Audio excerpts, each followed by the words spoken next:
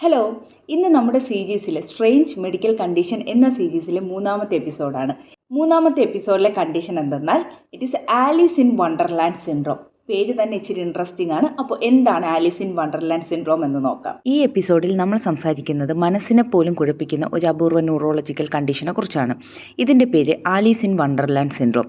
നിങ്ങൾ കാണുന്ന ലോകം പെട്ടെന്ന് വളരെ ചെറുതായി അല്ലെങ്കിൽ വളരെ വലുതായി തോന്നിയാൽ എന്തായിരിക്കും അവസ്ഥ? നിങ്ങളുടെ കൈകൾ വലുതായി തോന്നുന്നു, കാലുകൾ ചെറുതായി തോന്നുന്നു, മുറി വളഞ്ഞു പോകുന്നത് പോലെ അനുഭവപ്പെടുന്നു. ഇതാണ് Alice in Wonderland syndrome. Alice in Wonderland syndrome ഒരു ന്യൂറോളജിക്കൽ പെർസെപ്ഷൻ ഡിസോർഡറാണ്. ഇത് കണ്ണിൻ്റെ പ്രശ്നമല്ല, മാനസിക രോഗവുമല്ല. ഈ അവസ്ഥയിൽ ബ്രെയിൻ വസ്തുക്കളുടെ വലിപ്പം, ദൂരം, ആകൃതി എന്നിവ തെറ്റായി ഇൻ്റർപ്രറ്റ് ചെയ്യുന്നു. ഈ രോഗത്തിൽ കാണപ്പെടുന്ന പ്രധാന ലക്ഷണങ്ങൾ: ചിലർക്ക് വസ്തുക്കൾ വളരെ ചെറുതായി തോന്നും, ഇത് മൈക്രോപ്സിയ എന്ന് വിളിക്കുന്നു. ചിലർക്ക് വസ്തുക്കൾ വളരെ വലുതായി തോന്നും, ഇത് മാക്രോപ്സിയ എന്നറിയപ്പെടുന്നു.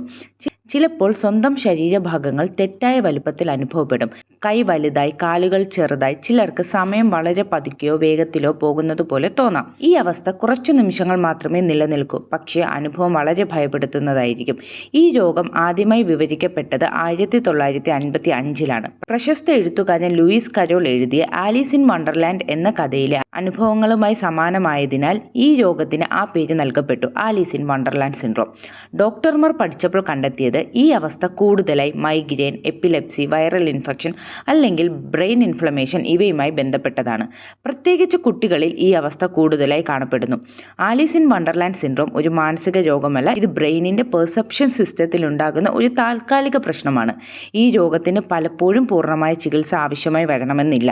കാരണം അടിസ്ഥാന കാരണമായ മൈഗ്രെയിൻ അല്ലെങ്കിൽ ഇൻഫെക്ഷൻ ശരിയായാൽ ലക്ഷണങ്ങൾ മാറും.